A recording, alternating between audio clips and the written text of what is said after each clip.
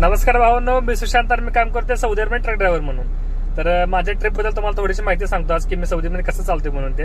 तर माझी trip fix आहे अल जुबैल टू याम्बू, पण यावेळी मी ट्रिप घेऊन आले अल जुबैल टू जद्दा.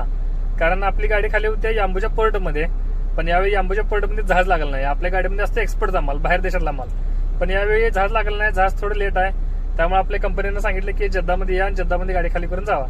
आपलं ट्रान्सपोर्ट मोठा आहे, त्यामुळे आपल्या कंपनीने लगेच सेटिंग लावून दिले आणि इथं जद्दामध्ये गोडाऊन घेतलेला एक मोठा, आणि त्या गोडाऊनमध्ये गाडी खाली करून दिलेल्या. बाकीची गाड्या थांबल्या ती अंबूमध्येच, पण आपली गाडी तसं थांबलेलं नाही.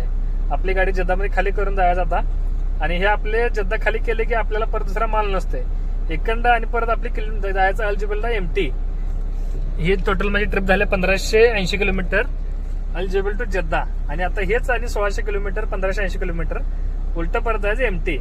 कारण आपलं तिथं कंपनीचा पण डायरेक्ट माल असतो, तिथं डायरेक्ट आपली गेल्या गेल्या गाडी भरत्या.